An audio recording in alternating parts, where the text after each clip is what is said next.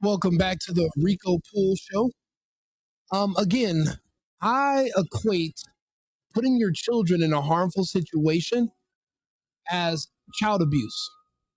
If you are entering this country illegal, knowing that you have a defenseless child in tow, you are a scumbag. If you are, this is the equivalent if you're out shoplifting, but you take your child hoping that security or the store or the police will give you mercy if you show that you have a baby. I think you're abusing the system and you are literally taking advantage of people's kindness. Cannot complain about us breaking up families during deportations for all these years. And now that we're keeping kids with their families, you can't complain about that now. You can't have it both ways. Let's take a listen.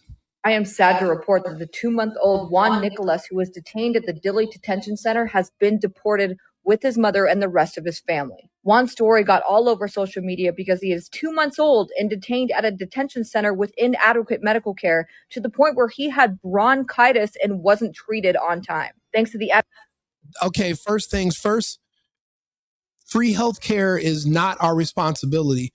There is nothing in our Constitution that says we have to give free treatment to non citizens for anything.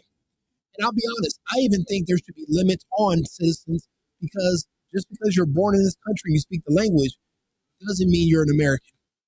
There are all types of people that can be born in this country, doesn't mean you're American. And once we do away with birthright citizenship, we can actually get to the core of the problem that's stopping things from changing on a massive scale. This is what we call mercy. Remember, these are the same people that complain about this country and say that it's racist. They say it's oppressive. They say the land is stolen. Beautiful. You no longer have to suffer under racism and oppression, and you never have to worry about being on stolen land ever again. Now, what do you expect us to do? The kid is 2 months old. That means he can't get his own place, he can't drive, and he can't even qualify for the free buses Mandami said he was going to give out. So what would the kid do? It would be a burden on our system, and he would be at the mercy of some nice family that would want to take him in. But what that means is that they would have to choose this child of an illegal over an American child whose parents might have passed away, who are also waiting for someone to take them in. So these illegals are displacing Americans, regardless of age, one at a time. We kept the family together. They're still a unit. How terrible would that be? We send you back with your baby because they were technically born here, stays in the country. That's cruel and unusual punishment. Also, isn't this country evil?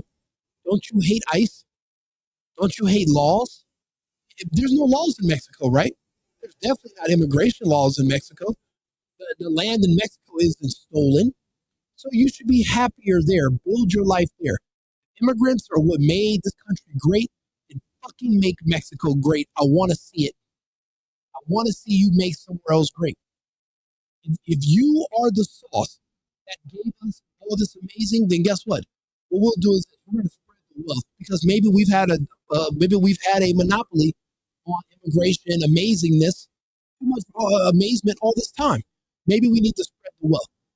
There's no way in hell this woman is sitting here complaining about us keeping families together.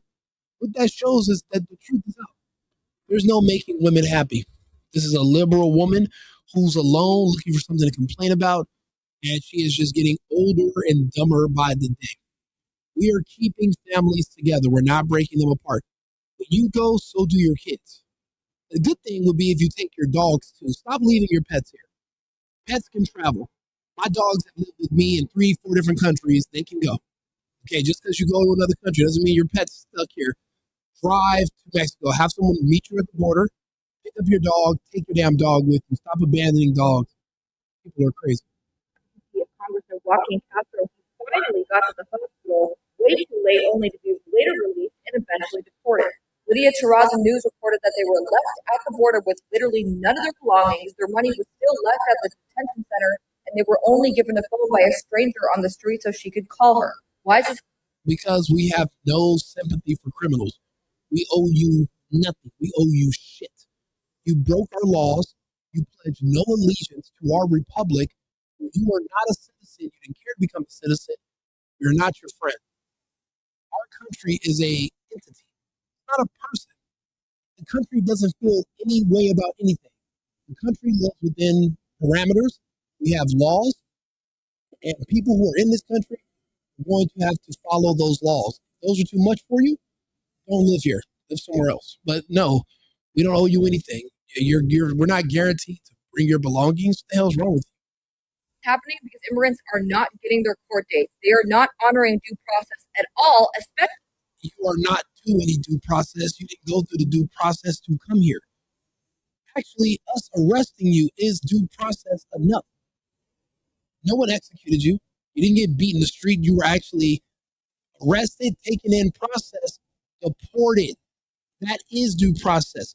You don't get to slow down the process by adding in there extra things. Nobody cares what you want to see. We have federal supremacy.